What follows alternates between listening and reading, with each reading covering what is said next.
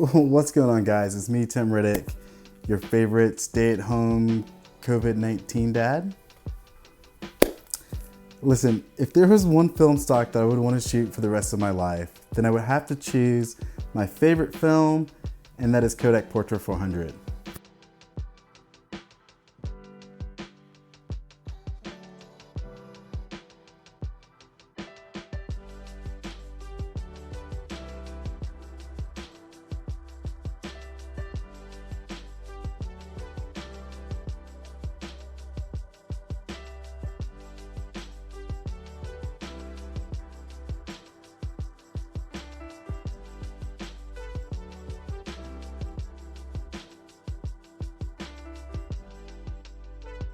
Now, I wanted to make two separate videos on this film stock and separate the 35mm version versus the 120 medium format version.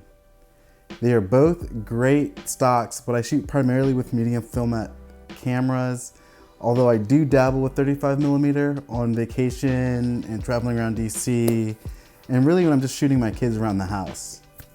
Listen, I know a lot of people that love different film stocks, but the thing that I love most about Kodak Portra 400 is its versatility.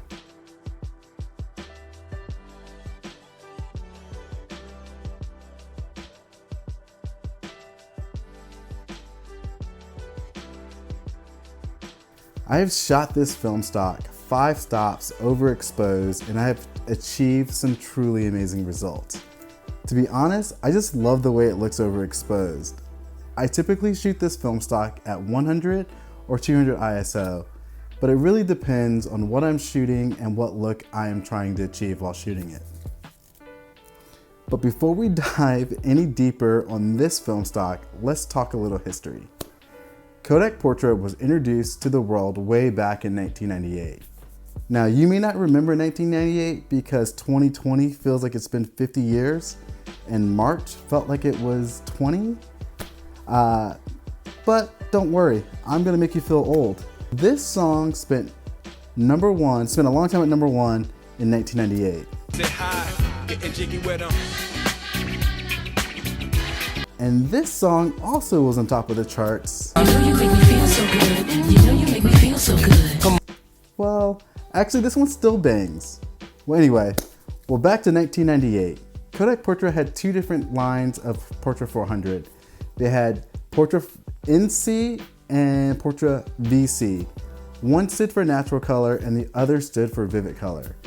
Now in 2010, Kodak kept and they made some improvements to the film stock by combining the technologies of both the NC and the VC along with the Vision line of motion picture films, and boom, we now have the new line of film stock that we all know and love.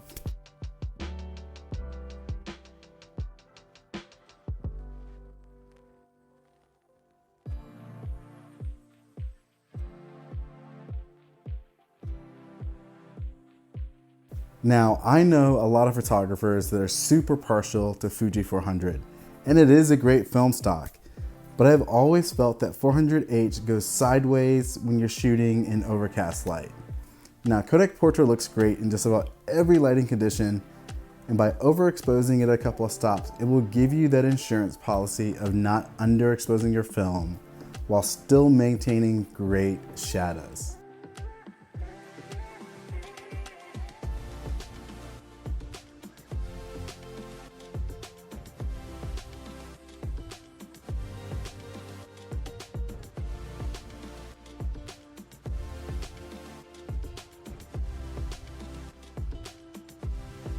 Now, in terms of shooting Portra 400, it is fairly straightforward. All you have to do is pop in a roll of film into your camera, set your ISO to 200, and just run with it. The one thing to note is that Portra is made for skin tones, and though you can shoot anything with this film stock, I would highly suggest finding some people to shoot your first roll with.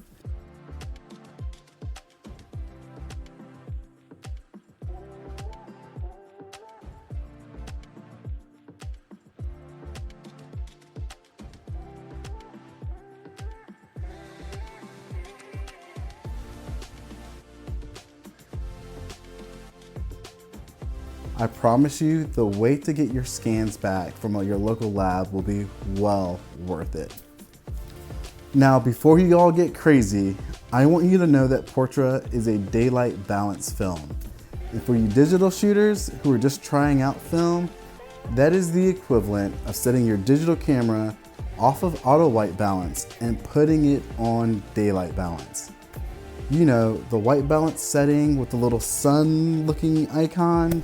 I also want you to know that just because you set your white balance to daylight does not mean your digital images will come out looking like Kodak Portra 400 or really any other film that you're shooting. That is not how any of it works, but I just wanted to kind of give you an idea of what daylight balance means. Kodak Portra compared to Fuji film stock is going to render a little on the warmer side, and I personally love that look in my images. The other thing that I love about Portra 400 is how it looks on brown and black skin tones. It just renders it amazing.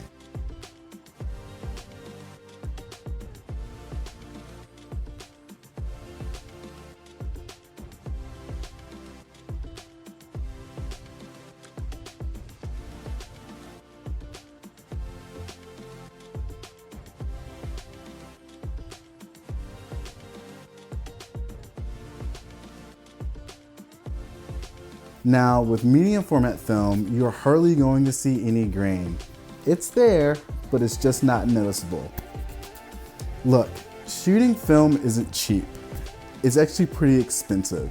And that is why I suggest, even if your light meter in your camera works perfectly, that you invest in a handheld light meter.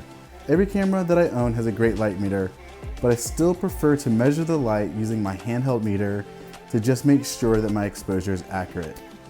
There isn't anything worse than getting a bunch of scans back that you're excited about and that you love shooting to only have them come back underexposed and muddy because your meter in your camera went out or you had your camera settings set incorrectly for the scene that you were photographing. You know, it's like one of those things where you want to measure twice and cut once. That's kind of the equivalent of using a handheld light meter. Well guys, that's really it for today. I am just thankful that you decided to hit play. I'm also thankful you decided to watch to the end. Please stay safe and please remember to wash your hands for like 20 seconds with hot water and soap. I just also want you to let you know that I love you. I'm praying for you guys during this time. Be good. Peace. I'm out. Wait. If you like this video, please hit subscribe. Please hit the little bell notification. I would love it if you would continue to join with me on this venture of talking about film and other things dealing with the creative business. Thanks so much. I'm excited that you're here. I'll be launching another film here next week, but I just wanted to say thank you for watching. Take care. Peace.